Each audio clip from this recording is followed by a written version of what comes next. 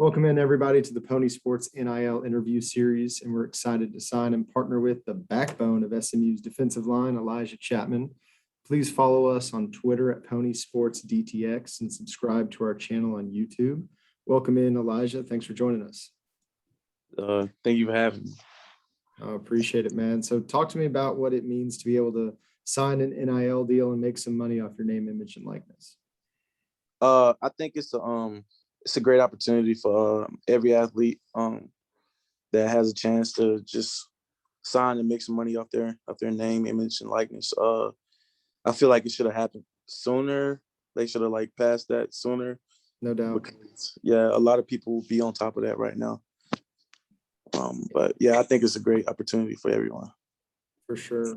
It definitely is an opportunity to legally get some money out of it. So I think that's a great opportunity for you guys. And not getting into the Cincy loss on Saturday, but how do you guys plan to bounce back after a loss like that? Like any other team would do. All right. Well, we don't take losses as losses. We take losses as lessons, and we made a lot of mistakes in that game. A lot of mistakes, and they just happened to capitalize on it. But the only thing we can do is, work hard as possible, and tighten down on a lot of stuff at practice this week, and get ready for the next game. Well, we've seen this year, I think every SMU fan has noticed the kind of step forward it appears the D line has taken from last year. What would you attribute some of that play to between you and DeVere and Mike and everybody else getting seems like y'all are really making an impact on that run defense and getting in the backfield for TFLs. What would you really kind of attribute that kind of change to? Is that scheme? Is that more of just get in the weight room effort? What are you thinking? It's more of it's like a mutual trust between all of us. We're a band of brothers, and if one of us is going 100%, the other one is going 100%.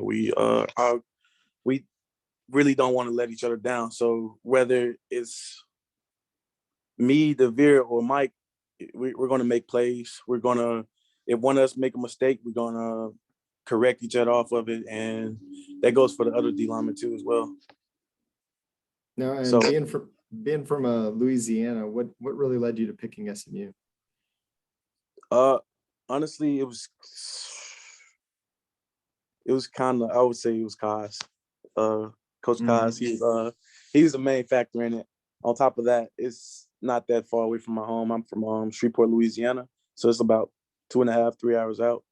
And on top of that, SMU is like one of the biggest schools education-wise, especially in business. So, for sure. What are you majoring in? I'm majoring in applied physiology and sports management, but I'm looking into minoring in something that got something to do with business, for sure. Oh, that's great. That's great. Yeah. That all seems to be like it would tie together anyway, so that's perfect. Mm-hmm. And looking at it this year, you have 9 tackles for loss, 2.5 sacks. What really makes you just such a tough matchup for offensive linemen? Honestly, I really don't know. I just go out there and I just give it my all. And sometimes it's just better than the opponent, No, that's great. So talk to us about Coach Uzo Deribe and how he's kind of helped your game. He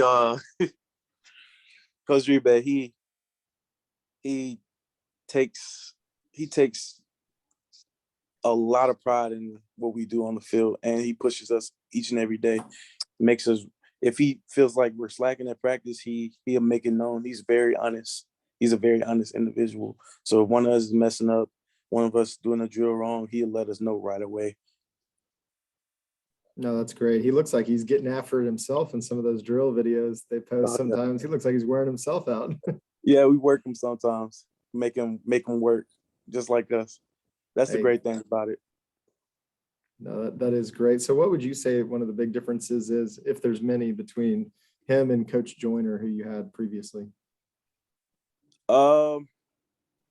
Honestly, I wouldn't. It's not really big of a difference because both of those, they both like great coaches. And the effort that they expect, the expectations that they want, it's like top tier. So it's kind of the same, I would say, except the personality. They got different personalities, obviously. But I'd say that's probably the only thing, different personalities. No, that's awesome. So I've seen on the SMU Twitter and other things that you've been mentioned as Baby Bison. Where did that come from? That started with Coach Haverty. He I don't know where he got that from, but he my freshman year, he just started calling me the Baby Bison, and everybody just took that name and just ran with it. And the other thing that they call me is Le Bébé Bison. That's French, but I got that from my friend Junior Aho. He number 33. And my girlfriend, they actually speak French, so they just took that name and converted it into French, and that's how that name came. Very cool. Very cool. I was figuring that would come from Junior, but I didn't know about the girlfriend too. So I was like, I don't think anybody else speaks French on the team. But so you mentioned earlier about Coach Kaz, and I've heard several people say that you're the strongest guy on the team. Is that true?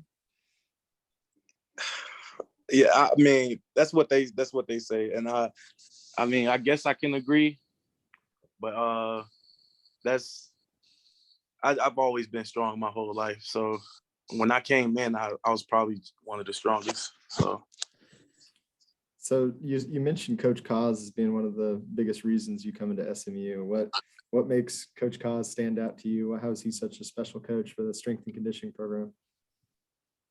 A real thing, a big aspect that I look into is honesty, and he gives it to you just straightforward every time. Like with everything, I asked him about everything about the program, and he just gave it to me straightforward, and that's what really sold me on the program. And I was like, I wanted to come here, especially because of him and what he creates. Like his strength and conditioning program is top tier, and I felt like he could take me to the next level. No, he seems to be doing a great job for that. So if you could describe your game in 2 words, how would you describe it? Fast and powerful. Hey, those are 2 words that win the day quite often. So that's great. And so what is one thing that Mustang fans probably don't know about you, whether it's on the field, off the field, something like that, just something you'd be willing to share? I love gaming. Gaming? What do you like? What's your go-to game? Call of Duty, by Call far. of Duty. Yeah, you a PS4 guy or an Xbox guy? Yeah, I'm currently on the PS5 right now at the moment. Oh, PS5. Yeah, once I'm able to maybe in like a year or two, I'll probably like switch over to like PC or something and start gaming competitively. Yeah. Oh, that's awesome. Are you going to be one of the guys who jumps out and gets the new NCAA football game when it comes out? Oh yeah, definitely. Oh yeah, I still love that. A game is the best. Yeah. So, what is one freshman on the team who doesn't play a whole lot in the D line that you think SMU fans should keep their eye on in the future? It's actually 2 that I want to name. Yeah, please. Jalen Samuels and Jay Bell. Those 2. Okay. They're probably going to be a really big duo because they got really big motors on them. Yeah. And Jalen Samuels is a pretty big guy for having a pretty big motor too, so he's got some height on him. And Jay Bell, he's not that much smaller than Jay Sam. So really, yeah. Jay Bell's like 6'4", 6'4", 250, I think, somewhere around there. But they're both getting there. They're both probably going to skyrocket their weight next year, and they've already got the height. So, especially Coach Kaz gets his hands on them for another offseason. Oh yeah. So, who is the most difficult guy on the O line to beat one-on-one on the SMU O line if you're going against him in practice? Has to be out of Jalen Thomas, JT. We call him JT, and Hayden Howerton. Okay. And who would you say is the dirtiest O lineman on the team? The guy who's going to try to get away with a hold or a little hook on you or something?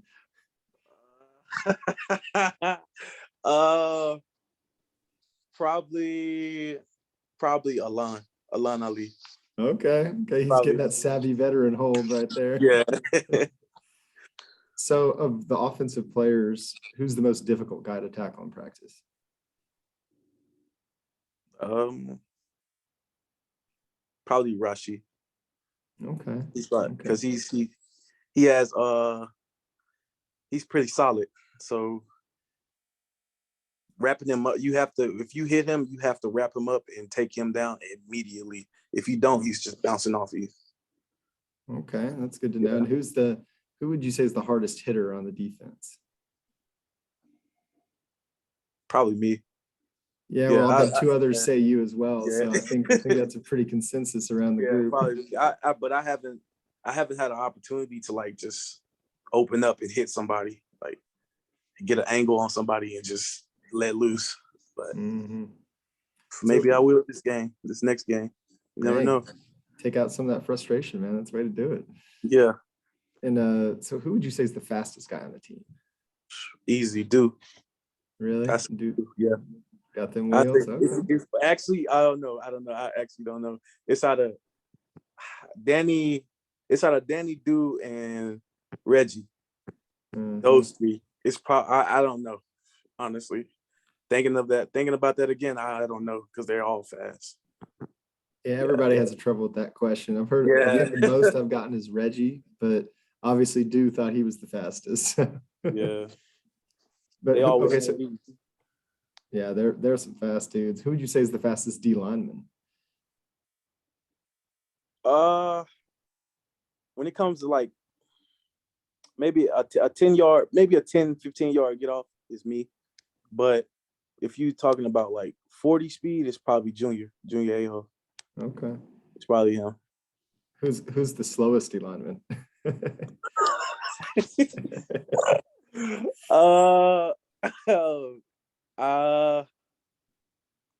have to Mike Williams. Mike? Big Mike struggling down there. Say Mike. Yeah, he's the slowest. Oh, that's great. Well, so who would you say is the biggest trash talker on the defense? Biggest trash talker. Richard Moore. Oh, I could see that. That's not surprising. Yeah. What about on the offensive line? Who's going to be the guy who's going to let you know on the O-line? Alon Ali. Yeah. Okay. He's got the dirtiness on the trash talking end there. Okay. Yeah. So who would you say is the biggest jokester on the team?